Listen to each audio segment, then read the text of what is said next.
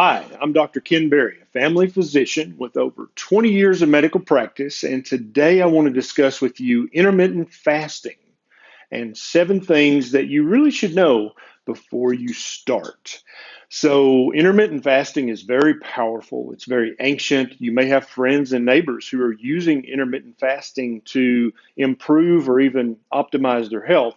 And I want you to use intermittent fasting. I definitely think it's a good thing, but there are a few things you should know first, just so that you're comfortable with this and you do it the right way. Now, if this video sounds like something that you're interested in, I make lots of videos on YouTube about different health topics. Click that subscribe button and the little bell notification button right beside it, and that way you'll get a notification every time I have a bright idea. Now, let's talk about intermittent fasting and the 7 things that you should know before you begin. Number one, surprise, surprise, you already intermittent fast. You do it every night when you're asleep for 6 to 8 to 10 hours, however many hours of sleep you get a night. You are intermittent fasting. You're not eating and you're not drinking. That is fasting. That's the definition. And so don't think that fasting is some magical, dangerous, weird thing that nobody does. Every human on the planet who sleeps every night intermittent fasts while they're asleep. So I promise you it's safe, it's not dangerous. And number one is you already do it. Number two, it is completely natural and normal. We all do it. All animals do this. Human beings as a species have fasted for days at times. And I'm not recommending you start off with a 3-day or a 7-day fast. That's definitely not where you should start. We're going to get into that a little later in this video. But ancestrally, there's copious amounts of anthropological and paleological evidence that humans have fasted since the beginning of the species. It is completely natural and normal. Number three, you can start very slowly. Now, I alluded earlier that you already fast every day. And so, what if instead of fasting for 8 hours every 24-hour period, like you already do if you sleep 8 hours, what if you fasted for 9 hours? So, you wake up and you don't eat anything for an extra hour each day. Now you're fasting for 9 hours a day.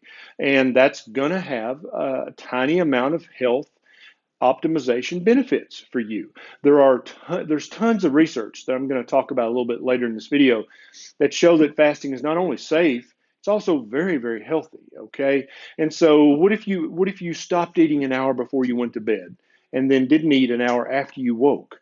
That's a 10-hour fast. Now you're fasting 10 hours a day. You can see how very easily you can add an hour a week. And so every week, add another hour to your fast. It looks like, according to most of the research, that you really start to gain the benefits of fasting after about an 18-hour fast. But if that sounds too daunting, don't start there. Just start with adding 1 hour to the amount of time you were asleep that you're not eating. And so starting with a 9-hour a day fast is a great place to start.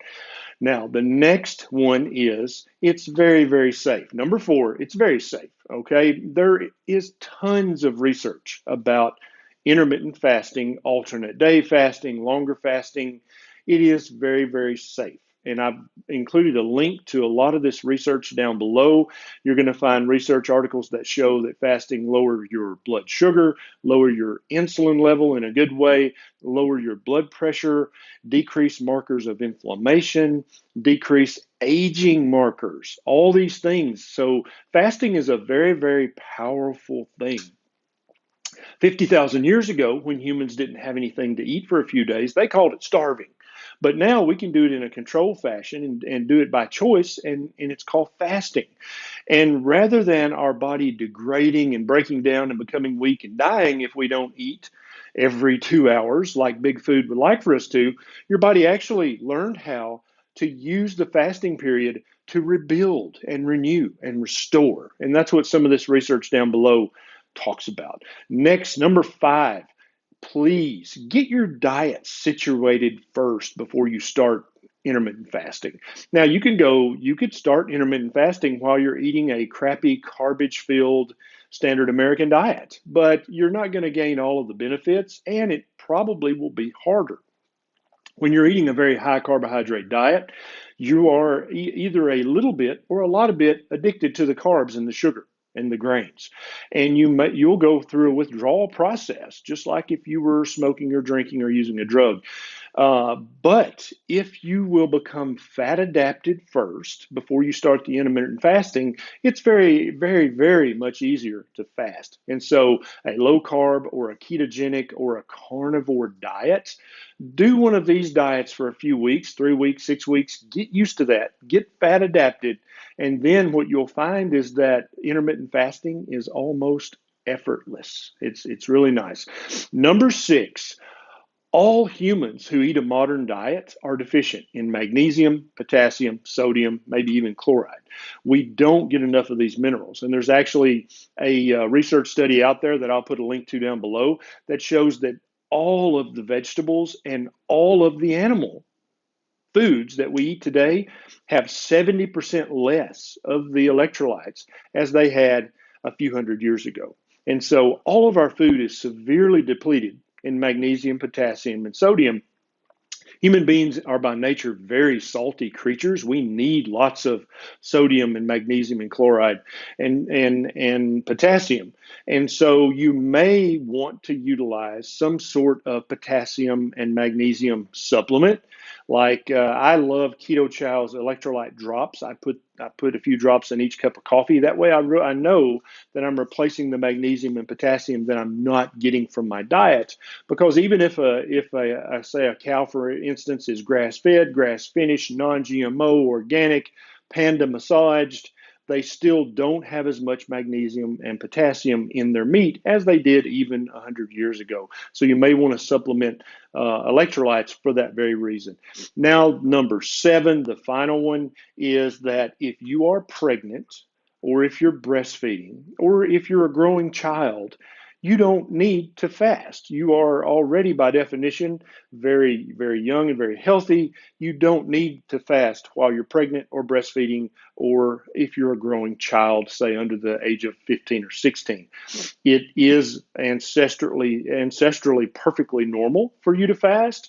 It's probably fine for you to fast, but because doctors are very afraid of anything bad happening to a pregnant woman or a woman who's breastfeeding or a young child, we officially recommend you don't need to fast if you are in one of those 3 conditions. Now, I actually have many more things that you should know before you start fasting. I've got Intermittent Fasting Volume 2 coming, and so you can look for that. And when it does go live, I'll link it here or here. So you can click on that and watch intermittent fasting, 7 more things you should know. Okay. Now, if you know someone who's thinking about fasting or is already trying to do some intermittent fasting, please consider sharing this video with them. There's a little share button. You can share this on Twitter, Instagram, Facebook, Vero, Gab. You can send an email. You can send a text message. But if you know someone who's trying to fast, please share this video with them. All right. This is Dr. Berry. I'll see you next time.